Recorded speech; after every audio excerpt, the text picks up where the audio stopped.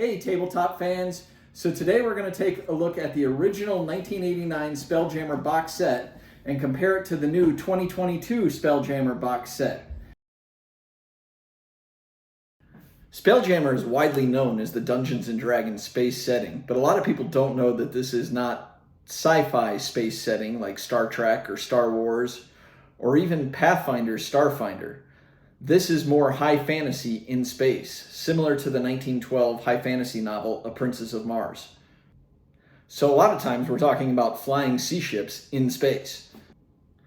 The space setting for the original Spelljammer consisted of wild space, which is where you end up after you leave the planet that you're originally on.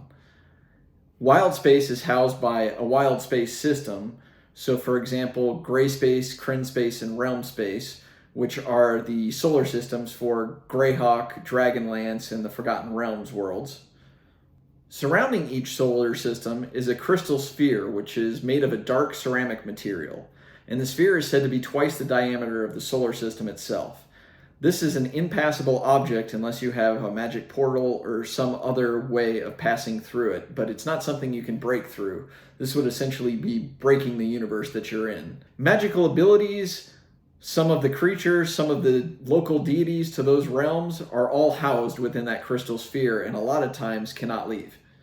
If you are able to leave the crystal sphere, you end up in the Phlogiston, which is also known as the flow. It's a turbulent, unstable, multicolored fluorescent gas or gas-like medium that fills the regions between the crystal spheres in the Phlogiston. So the Phlogiston itself is extremely flammable. They say it's like oil-soaked wool. The phlogiston is breathable, gravity functions normally, and the ambient temperature is said to be that of a cool summer day. Traveling within the phlogiston, though, is quite dangerous, and there is no easy way to navigate. You have to have some kind of arcane tracking device or way to navigate through the phlogiston, as it is ever-changing. The crystal spheres are kind of like corks floating in the ocean. They move about, and so from one moment to the next, a crystal sphere of one realm could be in a different location from that of another.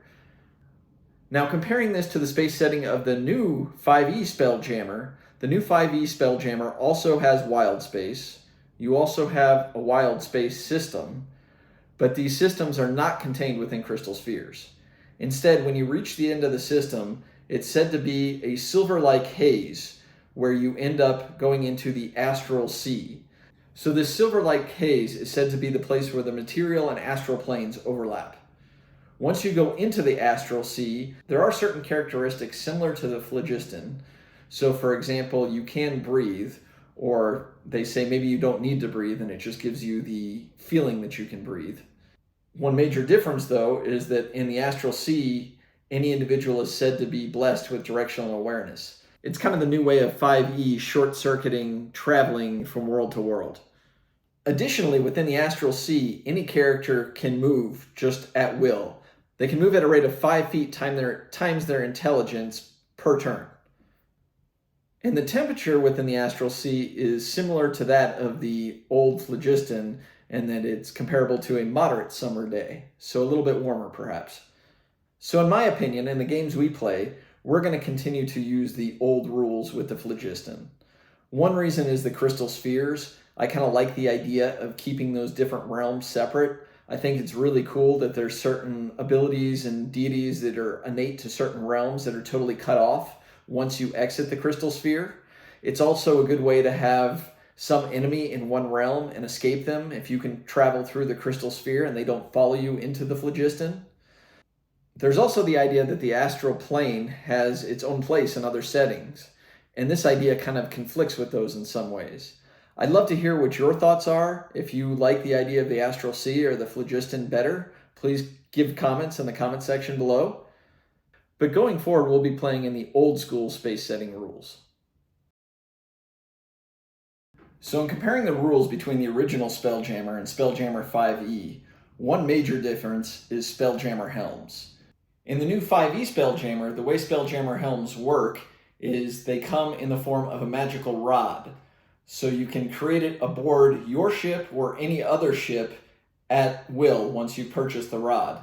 If you create a second Spelljammer helm aboard a ship that already has one or that's already being flown by another wizard, You could have what's called a Spelljammer duel and try and seize control of the ship. This is vastly different from how helms worked in the original version of Spelljammer. In the original Spelljammer, there were a whole lot of options for helms. You had your standard minor and major helms, which the only differential was the power and of course the cost, but these were actually things that you purchased and had installed in your ship versus some magical rod that generated a Spelljammer helm. In the original Spelljammer, you also had dwarven forges, which could be used to power very large ships, as well as gnomish helms, which somehow worked, but like everything gnomish, nobody knows exactly how. Additionally, there were furnaces, basically the idea being that you consume energy to generate power to propel the ship through space, and then something called an artifurnace that takes the essence from a magical artifact and powers the ship using it. Various non-playable alien races in the original Spelljammer also had their own helms. Mind Flayers, for example, had pool helms and series helms, which powered a ship through psychic energy. The Nyogi had something called a life jammer helm, where they actually put slaves within the helm and it sucked out their life essence in order to power their ships. And then Beholders had something called an Orbis helm, which are beings that are raised specifically for the purpose of powering their ships. Another major rules change is the robustness of weapon systems. In the 5e version of Spelljammer, you essentially just have ballasts and catapults, and that's really about it. In the original Spelljammer, ballasts, catapults, jettisons were classified as light, medium, and heavy, and there's various configuration options for each of them. Additionally, aboard the ships, you had various standard configuration options to choose from. When comparing both helms and weapon systems from the original Spelljammer to Spelljammer 5e, I much prefer the old system.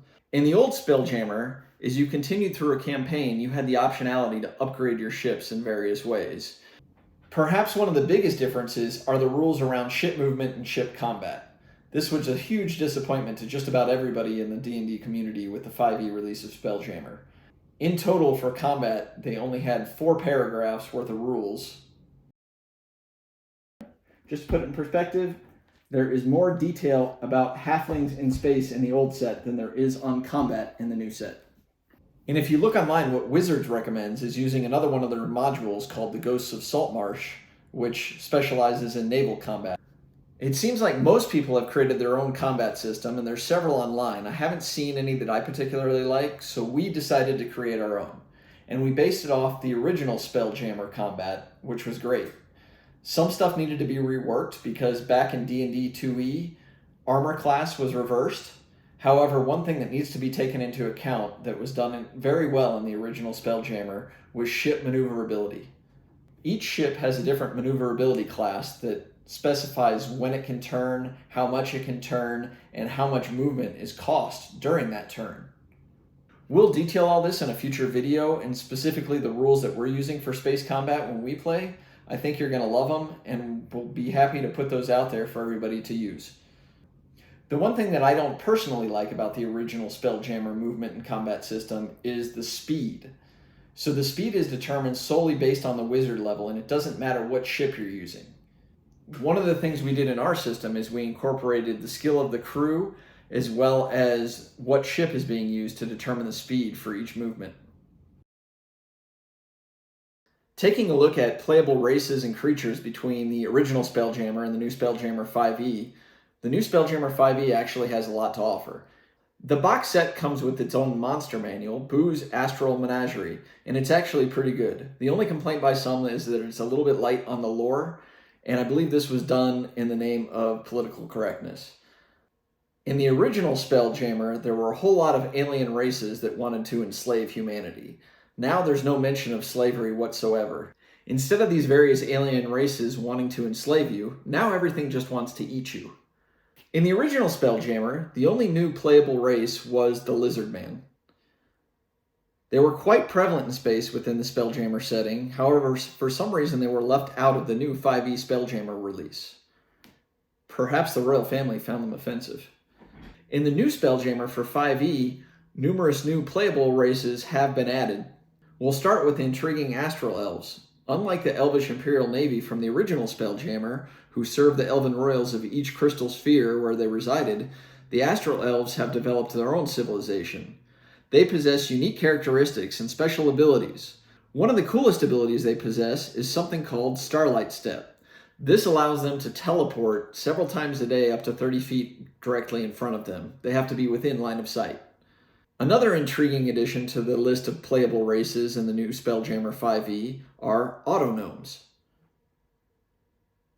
These mechanical beings are creations of the rock gnomes. They are sentient beings with various backstories and reasons for their creation. These backstories can be generated using random tables to add depth and diversity. Additionally, due to their mechanical nature, they can experience malfunctions when taking damage. While Autognomes are an excellent NPC, I wouldn't want to play one. Like I said, you could take damage and randomly malfunction and start attacking the rest of your party. Another new playable race is the Plasmoid. This is considered to be the first ever amorphous playable race in the D&D universe. These beings defy conventional understanding, lacking organs or defined shape. However, when in the presence of other races, they assume a humanoid form, allowing them to interact more easily. In addition to these new races, there are several creatures from D&D lore, one specifically from the original Spelljammer that have never been playable before, and in the 5e Spelljammer universe, they're now playable. The first one of these is the ultimate spacefaring mercenary, the Gif.